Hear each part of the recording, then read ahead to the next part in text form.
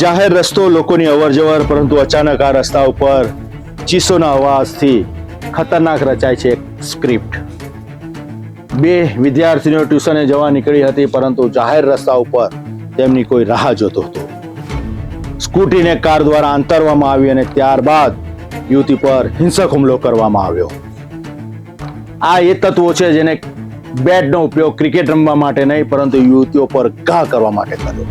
ચપ્પલથી, હાથથી, બેટથી આ યુવતીઓ પર હિંસક હુમલો થયો.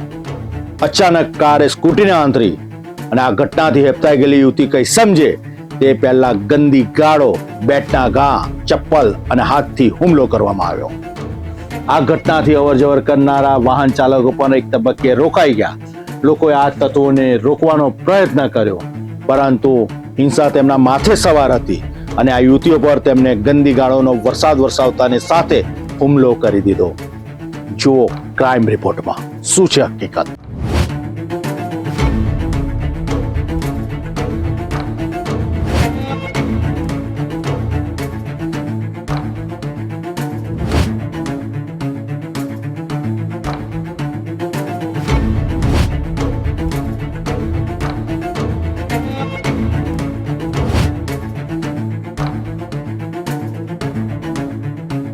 અંકલેશ્વરની ગાર્ડન સિટીથી એફટીડીડી કોલેજ તરફ જતો રસ્તો, જ્યાં સામાન્ય દિવસની જેમ અવરજવર ચાલી રહી હતી, પરંતુ થોડા જ પળોમાં આ રસ્તો મારામારીના મેદાનમાં ફેરવાઈ ગયો. ફરિયાદ મુજબ સંસ્કૃતિ અને આકૃતિ ટ્યુશન જવા માટે એક્ટિવા પર નીકળ્યા હતા, ત્યારે એક 4 વ્હીલ કારમાં આવેલા 4 લોકોએ તેમનો રસ્તો રોકી બોલાચાલી શરૂ કરી હતી.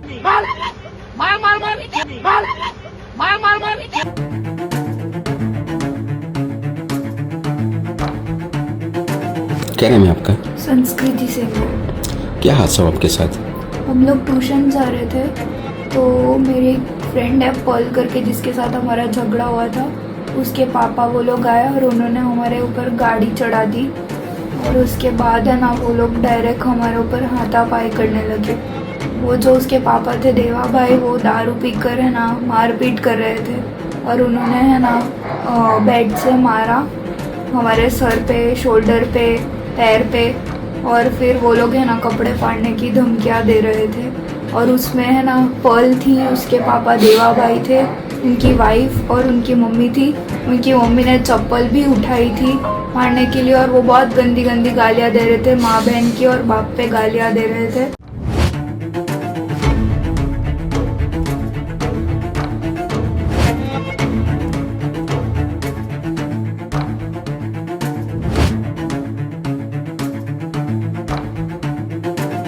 બોલાચાલી થઈ અને જોતજોતામાં વિવાદે ઉગ્રતા પકડી લીધી.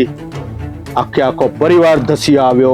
કારથી સ્કૂટીને આંતરવામાં આવી, બેટથી હુમલો કરવામાં આવ્યો, વાળ ખેંચવામાં આવ્યા, ગંદી ગાળો આપવામાં આવી, ચપ્પલથી ઘા કરવામાં આવ્યા, હાથથી માર મારવામાં આવ્યો.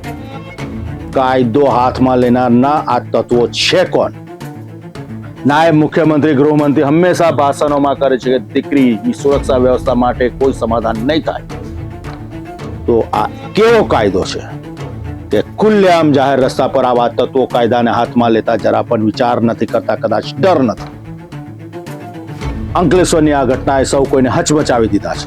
ત્યારે સવાલ એક જ ઉભો થાય છે કે આવા તત્વો ક્યારે ઝેર થશે, કેમ કે સ્થાનિક લોકોમાં પણ રોષ ચરમસીમાએ છે. લોકો હવે એક જ માંગ કરી રહ્યા છે અંકલેશ્વર પંથકમાં કે આ તત્વોને ઝેર કરીને કડક હાથે તેમની સામે કાર્યવાહી કરવામાં આવે.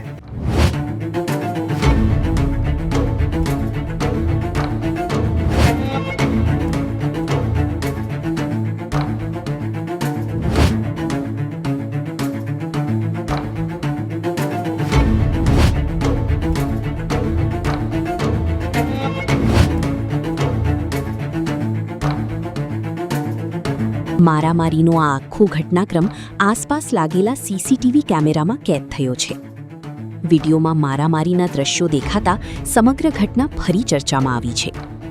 લોકો ભેગા થતા હુમલાખોરો સ્થળ પરથી ફરાર થઈ ગયા હોવાનું ફરિયાદમાં જણાવાયું છે.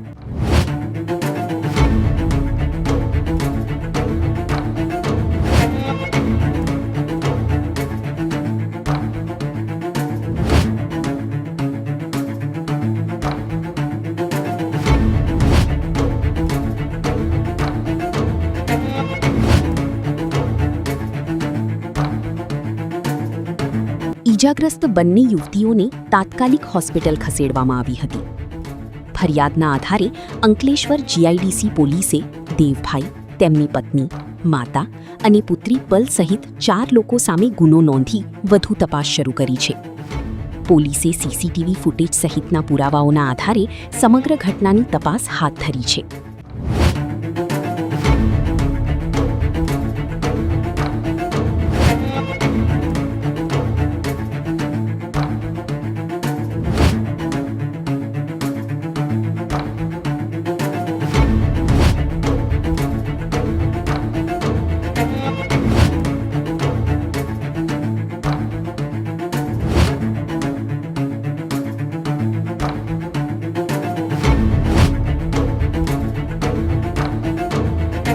मारने के बाद वो लोग ऐसा बोल रहे थे कि इनके कपड़े फाड़ दो, ये कर दो, वो कर दो. और फिर जब मारने के बाद वो लोग बोलते हैं कि इतना मारो जब तक पेट ना भरे तब तक. और जैसे हमारे पेरेंट्स आए तब तक वो लोग भाग गए. आप प्रशासन से क्या चाहती हो? मैं प्रशासन से ये चाहती हूँ कि वो है ना उनके ऊपर कड़ी से कड़ी सज़ा करे और उन चारों को जेल होनी चाहिए और उनको मार भी खिलाए. और ऐसे तो अगर वो लोग अगर इसको दबा देंगे तो हमारे ऊपर क्या होगा? कल तो कोई भी लड़की बाहर जा ही नहीं पाएगी और हम लोगों को हमारी वो मतलब हमारे उस पे एक्शन तो मिलना ही चाहिए उनको. પ્રશ્ન દરેક માતા પિતાને સતાવી રહ્યો છે કે જાહેર રસ્તા ઉપર તેમની વાલસોઈ દીકરી વાહન લઈને પસાર થાય છે ત્યારે સુરક્ષા કેટલી છે?